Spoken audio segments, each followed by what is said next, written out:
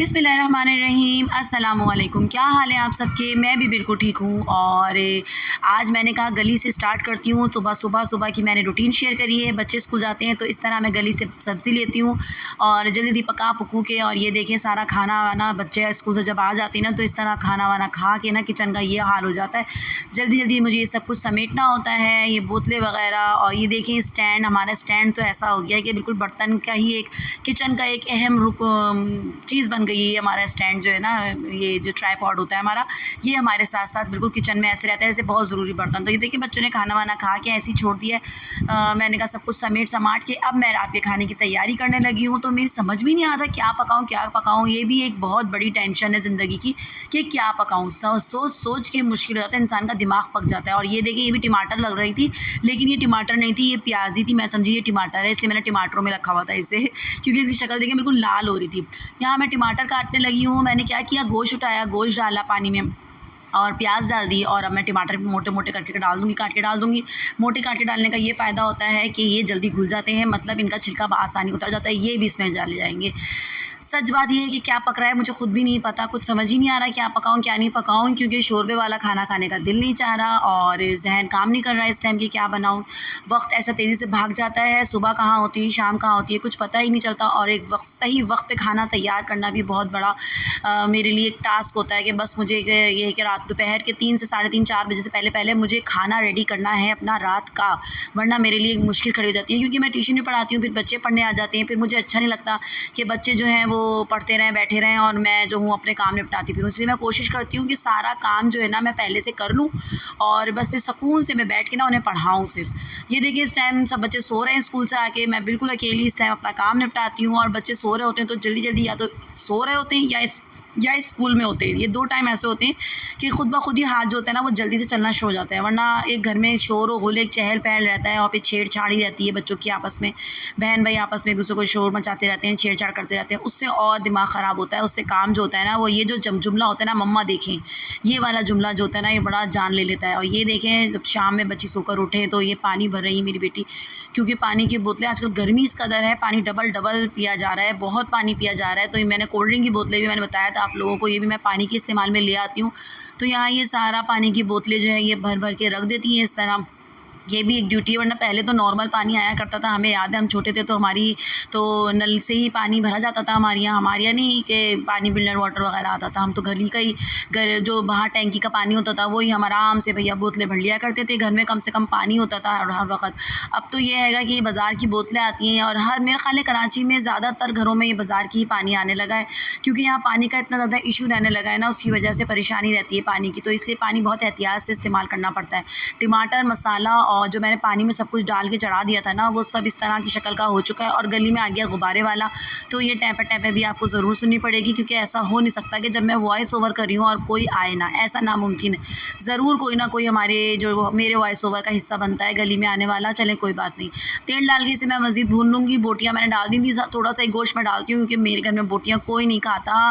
बड़ी परेशानी की बात होती है ये बोटियाँ, मैं दाँतों में मेरे दर्द होता है इसलिए मैं ये गोश्त से ज़रा परहेज़ करती हूँ। इसीलिए जो है बस ये गोश्त वहीं का वहीं सजा रहता है, जैसे बोटियाँ डालो वैसी की वैसी वो सजी रहती हैं आखिर तक। अच्छा जी, मैंने टमाटर और मसाला और ये प्याज डाल के जो मैंने पानी में गला लिया था अच्छे तरीके से, फिर मैंने इसको जो खूब अच्छे तरीके से मैशर की मदद से मैंने पीस लिया था। और मेरे पास कढ़ाई मसाला पड़ा हुआ था घर में, मैंने कहा लाओ ये भी डाल देती हूँ, इससे भी कोई ना कोई जायका आ ही जाएगा। तो देखते हैं क्या बनता है।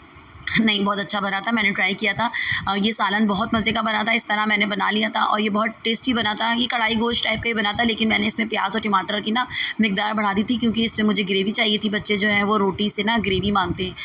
तो यहाँ पे देखिए मैंने अच्छी तरीके से इसको तेल डाल के और मसाला डाल के मज़ीद भून लिया है। तो ये बहुत मज़ेदार सा सालन तैयार हो गया। इसकी रंगत भी आप देखें बड़ी अच्छी इसकी रंगत हो गई है पकने के बाद, खुशबू भी बड़ी अच्छी आ रही थी। तो बच्चों को भी ना कभी कभी कहते हैं बस वो भुना वही खाना खाने का दिल चाहता, और बच्चों का ही क्या हमारा भी हर वक्त नहीं दिल चाहता कि इंसान शोरबा खाए। और दाल हो गई और सरकारी नो नॉट सरकारी, तरकारी पता नहीं ये कौन सा मसाला पड़ा था, मैंने ये भी डाल दिया। मुझे तो निहारी लग रहा था क्योंकि लिखा हुआ नहीं था इसका डब्बा भी नहीं था, मुझे समझ समझ में नहीं आया, मैंने ये भी डाल दिया। मैंने कहा चलो भाई डाल दो, आज कुछ भी पका लो, आज समझ नहीं आ रहा था ना क्या पकाएं, दिमाग ख़राब होता है। ये सोच के मैं कहती हूँ आधा इंसान का दिमाग पक जाता है कि पकाएं क्या। और फिर सबसे बड़ी बात, पका ले इंसान, कुछ भी पका ले ना। तो मैं जैसे अपने हिसाब से आलू गोश्त बना लूँ या लौकी गोश्त बना लूँ, तो वो भी बच्चों का मुँह दिखना पड़ता है, किसी को पसंद आता है, किसी को नहीं पसंद आता। हा, इसकी रंगत देखें आप भुनने के बाद, क्या मसाले मैंने इसमें अपनी मर्ज़ी से डाले ना। कढ़ाई मसाला डाला है और शायद निहारी मसाला था, मुझे नहीं पता। वो जो भी मसाला था ना, बस एक्सपायर नहीं था, ये मुझे कंफर्म था, वो मैंने डाल दिया। दही पड़ा हुआ था डीप फ्रीज़र में थोड़ा सा प्याले में, मैंने वो भी डाल दिया, ना जायका ही आएगा, कोई मसला नहीं है। टमाटर भी चले गए जी जनाब, दही भी चला गया, तो अदरक लहसुन और हल्दी मिर्च धनिया नमक और 2 तरह के मसाले, और यानी कि बासानी सही अल्फाजों में बोलूँ तो घर में जो मसाला पड़ा हुआ था वो मैंने सब डाल दिया है इस हंडिया में। यहाँ मैंने रोटी की भी तैयारी कर ली है और जल्दी मेरे पास टाइम, ये देखें बोतलें भर के यहाँ सजा दी गई हैं। ये फ्रिज में खुद ही रखेंगी, मैं तो हरगिज़ नहीं रखूँगी क्योंकि मुझे और बहुत सारे काम है। तो यहाँ मैंने 2-3 हरी मिर्चें निकाल ली हैं अपनी टोकरी से, ये देखें मैंने हरी मिर्चें निकाल ली हैं, ये भी डाल ही देते हैं। लाओ ये क्यों पड़ी हुई है बाहर, इसको भी हम सालन में डाल देते हैं, अच्छा ही जायका आएगा। उम्मीद अच्छी रखनी चाहिए हमेशा।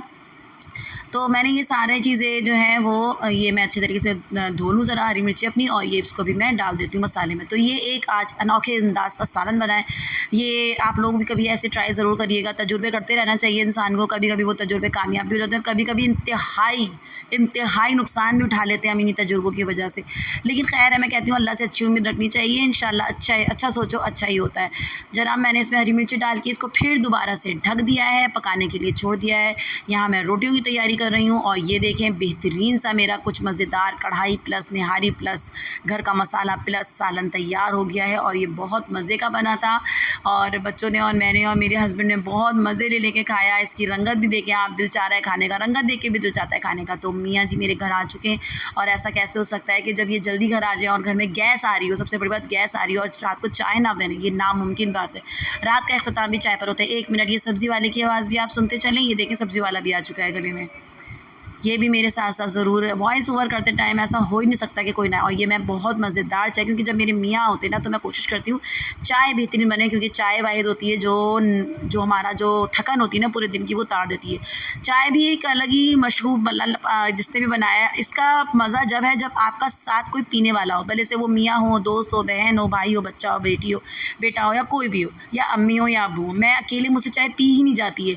मैं कोशिश करती हूँ अब 1 से 2 बंदे हो ना तो ही चाय बने, तो अच्छा मज़ा आता है चाय पीने का। तो ये देखिए मेरे अल्हम्दुलिल्लाह मेरे मियाँ जी घर आ चुके हैं और मैंने उनके लिए इंतहाई मज़ेदार चाय बनाई है। आप लोग भी ज़रूर ट्राई कीजिएगा ये मज़ेदार चाय। आ जाएँ, सब लोग पीते हैं, साथ मिलके बैठते बातें करते हैं। और बहुत शुक्रिया, वीडियो आप लोग एंड तक देखते हैं, इसके लिए मैं आपके लिए बहुत दुआ गो, दुआ में याद रखिएगा। अल्लाह हाफ़िज़।